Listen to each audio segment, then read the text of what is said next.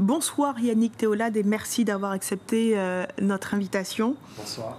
Alors ce voyage au Burkina Faso, c'est une histoire de rencontre et de connexion avec le conteur KPG. Comment vous avez réussi à intégrer cet art martial dans ce spectacle de conte, Yannick Théolade?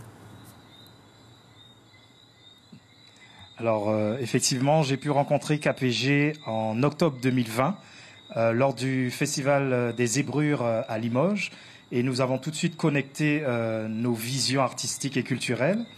Et c'est vrai que quand j'avais présenté le Djokan, c'est toute cette partie énergétique, cette partie corporelle qui l'avait touché puisqu'il est aussi forgeron et c'est un ancien lutteur.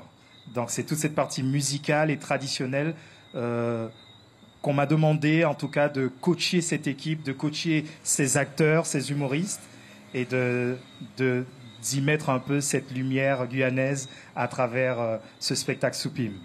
Alors, Yannick Théolade, nous avons aussi la Nuit du Conte à Mana. Une expérience comme celle-ci au Burkina Faso, ça donne des idées pour les prochaines éditions chez nous, en Guyane? Exactement, parce que je sais qu'il y a un gros travail qui se fait à Mana. Il faut savoir que KPG avait déjà été invité en Guyane, à Mana, justement pour cette édition. J'ai entendu aussi sur vos ondes la valorisation des contes amérindiens. C'est aussi ce qui nous rapproche un peu du Burkina Faso, mais de l'Afrique en général, c'est le pouvoir de l'oralité.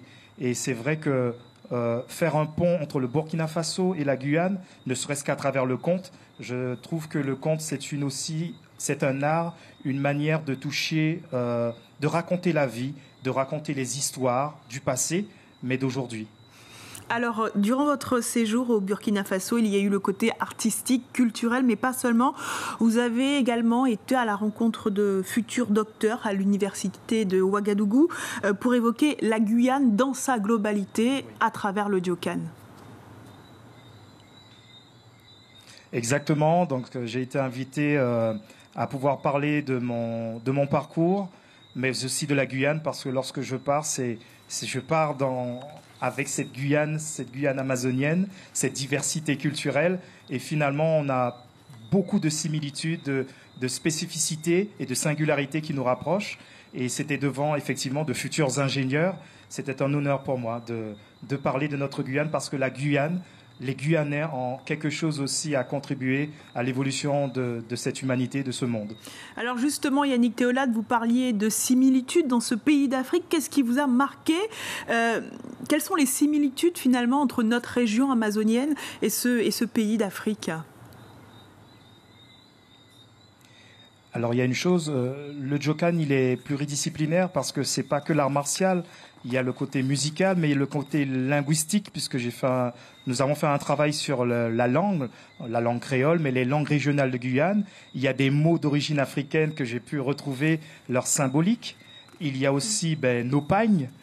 Et puis j'ai envie de dire, quand j'ai vu les Burkinabés, j'ai vu nos amis, nos frères Bouchinangué. C'est vraiment aller à la source.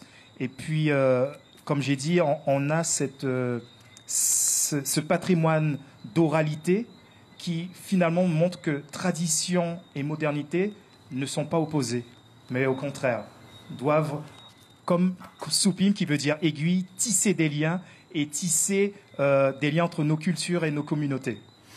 Merci Yannick Théolade d'avoir répondu à toutes nos questions. Et ce spectacle, une tournée internationale est prévue, et notamment un passage en Guyane. Merci encore.